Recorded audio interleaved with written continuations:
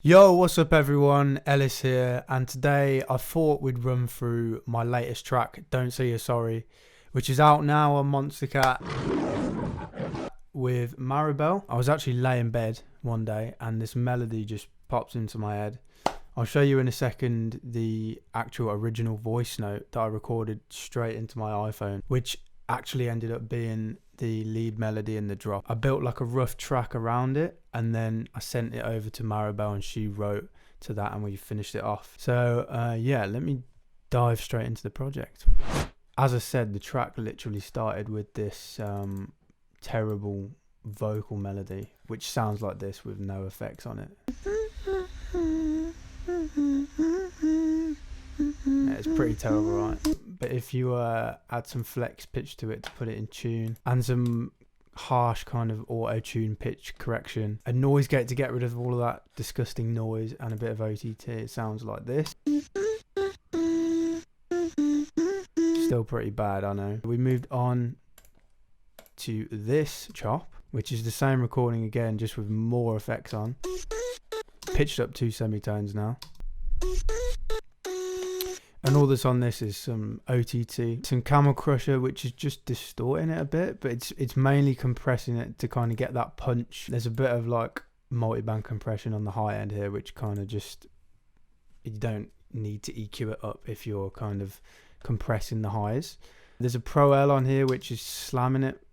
It's just compressing the hell out of it. I think then I moved on to, this is me just bouncing it out every single time I've added something. Just some automation, I think, which is a reverb automation to fill in those gaps. And there's a bit of tremolo, which sounds really cool when you add that with the reverb automation as well, which kind of gives it this stuttery effect. But yeah, in the track, this is what the original demo actually sounded like in this key.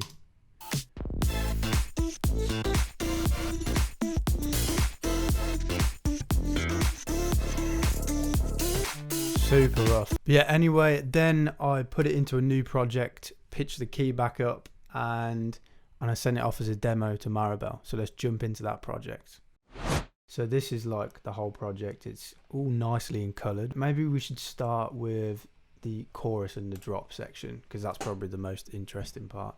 The vocals here I mixed in Ableton, which is what I do with all my vocals. I just find it a lot easier, and I bounce it down, chuck it into Logic, so I don't have to worry about it then.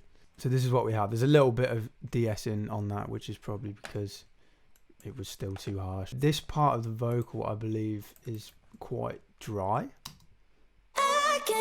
No, I'll take that back. It's definitely not dry. But don't say that you're sorry. Don't say that you're sorry, girl. Instrumentally wise, let's start with the bass, because I think this is what I started with when I was producing the actual track itself.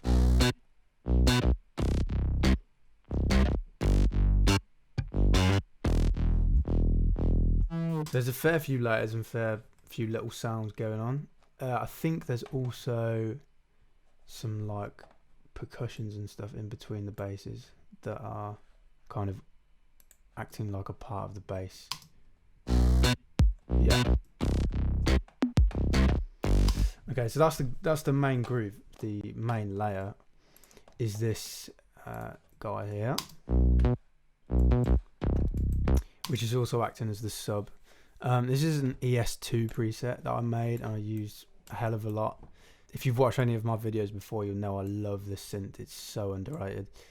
It's literally a saw wave with a little bit of noise that you can barely hear, and a bit of a filter on it. Processing wise, there's quite a big boost here in this range. The reason I do this is not to kind of boost that frequency range specifically, but when you boost a certain range in your frequency spectrum and you distort it afterwards, you get this really interesting kind of sound. This sound isn't being distorted that much, it's kind of more so being compressed with the Camel Crusher, but it just gives that sound a lot more character than just a saw wave itself. After that, I'm just OTTing it a little bit with a bit of a boost on the lows, because the OTT can take away your low end sometimes, and then another EQ, which is is boosting the bass even more. The thing that's important about this bass line, I think, is that the MIDI is so kind of accurate. These short notes here aren't bleeding over the bar or anything, they're cutting straight off, and that really gives it that groove. You know, you don't want too many notes or your bass notes to be too long, otherwise you're going to lose that rhythm. But I guess the other main two layers are these guys, which are kind of playing on the extended notes. I really wanted to kind of accentuate those because they were also, the emphasis was kind of being lost in the mix on those parts, because this bass isn't actually that audible, and that's what this did. So what it is it's two bass samples which are kind of saw waves that I'm just sticking a filter on, and what I'm doing here is, because I wanted them to be wide and not phase out with each other, also because this is also a saw wave, I tune it with the fine tune, like by about 15 cents that way, and I think on this one probably did the opposite, 18 that way, and then you pan them one hard right and one hard left, and you kind of get this big sound. It's just kind of the same thing as you would do in like a synth like Serum, where you'd just use the detune knob on that. This is just kind of a manual way of doing it with this sound that I wanted to use. This guy here is really what helps the bass poke through the mix, especially on like a laptop or a phone. Now this is I played this in with my jazz bass, which is here, this little beauty. So I would have played that in, and I would have put it in time as much as I could. This probably went through Guitar Rig, I think, and it has this, there's a cool preset on there called like mouth bass or something. And you get this vowely type live bass. Also there's a slap bass. Moving on to the chords. So the chords are another really big part of this drop, actually. They give it that big disco vibe because of this vibrato thing that's going on. I saved this preset as Bruno disco chord because it sounds like a bit like Bruno Mars.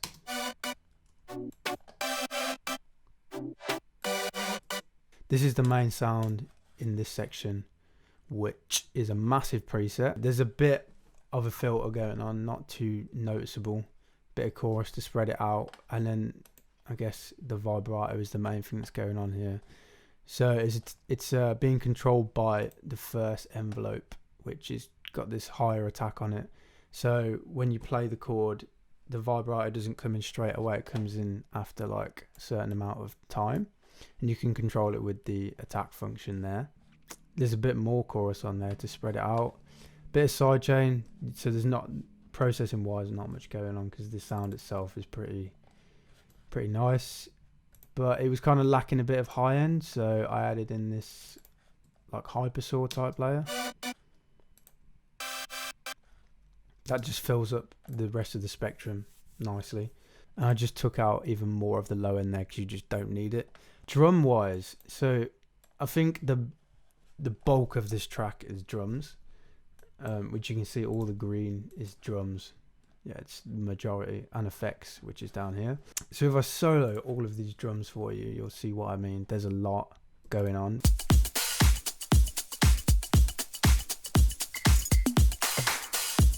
There's quite a lot of shakers, quite a lot of loops going on, so I'll run through it with you. We've got a kick and a clap, which is kind of standard. These claps kind of have a little bit more low end to them right before the kick hits, which gives it this, you know, it sounds a bit like a snare as well, I guess, but you don't sacrifice that space that your kick needs as well at the same time. And then there's these hats, which are really cool, I think. So you have this one. It's not bang on where your kick should be. It kind of like is a little bit delayed, and number one, that gives your kick a lot more room in the mix, and it also kind of gives it this lazy vibe, which is really nice in this, you know, it makes it sound less robotic, especially in a style of music like this where you don't want it to sound too stiff. And then you got a loop here from Attention, I think, by Charlie Puth. It's really cool. There's another shaker here, which is kind of, it's less tight. It's more just filling up that high end. Yeah. There's probably even more loops somewhere. There's another shaker here. The first chorus doesn't have these shakers in. They only come in when that vocal chop comes in.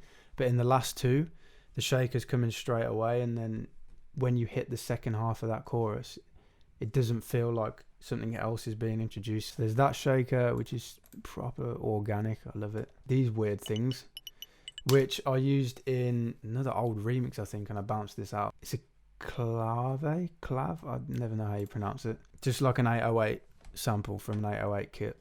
Chucked it in a sampler, kind of played that rhythm. And then they're being ring shifted. So this plugin here, I use this a lot in Logic, this weird little ring shifter thing. You can do some really weird sounds with it. But yeah, that's what that's doing. I think I was probably automating the frequency. There's a little tip to get some weird sounds. There's also these, which are sampled from New Rules. Then there's these little kind of fill sounds, which are always coming in and out. Effects wise, there's also quite a lot going on. Mainly just your standard rises, sweeps, crashes, you name it. The verses were more of a challenge than the chorus, I think, when it came to producing this track. I'm running out your mind. Verse 1 is pretty chilled out. What I struggled with was kind of keeping that energy up in the first verse, but also not having it too much that it kind of made the drop or chorus seem less impactful. What I did is originally I didn't have this section in here. It just kind of kept building and building.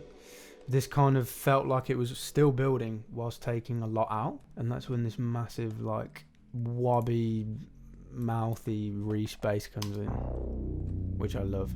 And this section I really wanted it to feel kind of spacey and like atmospheric, so that when the drop hits it kind of feels more in your face and you're like, okay, that's a very noticeable transition. It was kind of annoying because I'd already mixed and bounced the vocal months and months before I did this, and I lost it. What I did is I had to kind of mess with the actual wet vocal itself, which I don't usually like doing. I kind of like doing that all in the vocal mixing process, but all I'm doing here is adding in quite a noticeable amount of delay into this section. This plugin is insane. It's like the most crazy delay plugin ever.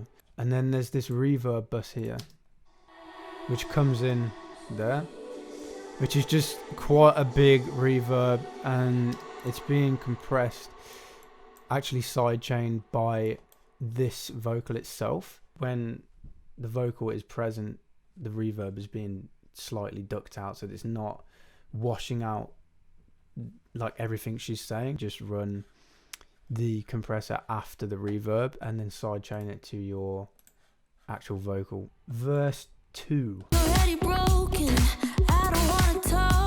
This is a lot more stripped back. It just feels a lot more funky here. And I originally had this guitar thing was being played by this synth, which it worked, but it just sounded a little bit annoying, which is why I replaced it with an actual guitar, which is what one of my mates played in for me. I went for about 1 million different presets, amp presets of guitars to try and find the right one, but nothing would just fit in. It just didn't feel like it was sitting in the mix. It was probably one of the things I spent the longest on in this track, even though it's like one of the smallest parts. Eventually we kind of went for this auto filter type wah effect on the guitar. Dope. There is actually also more guitar in this song, which I'll run through now. This is acoustic, which we didn't mic, but we DI'd it, which we don't usually do. Again, I did not play this, my mate Louis did. And in the actual track you can barely hear these, but they just give that feeling that the track is lifting up to like another level, especially because they're all pretty wide and they're panned out and the bass and everything else is in mono. You just get that feel of like something opening up. There's also guitar in the middle 8. again, same guitar, DI'd. I'm just gluing each left and right. And I kind of find that if you glue or like compress the left and right layers separately, it just sounds a lot nicer. Sometimes you can get this sound of the guitar really being squashed if you just compress the bus. And there's the Timeless plugin on this again, which is giving it that really weird delay. It's kind of like this analogy wobbly delay, which sounds wicked in this part. Counter melody here. This is not a guitar, this is this thing. So we use this guy quite a lot. He's called Yamaha CP. It's a really cool like emulation plugin for key sounds like the Rhodes or like a Wurlitzer or something like that. But you can get these really nice ambient noises on there because it's got a built-in reverb, built-in delay. Just sounds really spacey. I heard that you wanna be something, you're already talking. Now we're in this bit, we may as well run through the middle eight. So this is quite an atmospheric, spacey part. Like I said, there's like an 808 as well, which is quite low in the mix, just being side chained to this kick. You got this like conga 808 type snare in the background as well, and there's also Rhodes, I think. Yeah. Maribel's vocals. I also did some BBs, which are somewhere. Yeah. I heard that you wanna be something. Just kind of thickening up the vocal a little bit, and then it builds up into this little pre-bit before the drop. I guess we'll never know, but don't say that you're sorry. Don't say that you're sorry, girl. So that's pretty much the track as a whole. I hope you guys learned something from this video and it gave you a bit of insight into my creative process. If you're interested and you want to know how I made other tracks or any other video ideas you have, don't be afraid to drop a comment or drop me a message on Instagram at Ellis Official, because I'm going to be doing a lot more of these because we're stuck inside for a long time. So stay safe, wash your hands, stay home, get producing.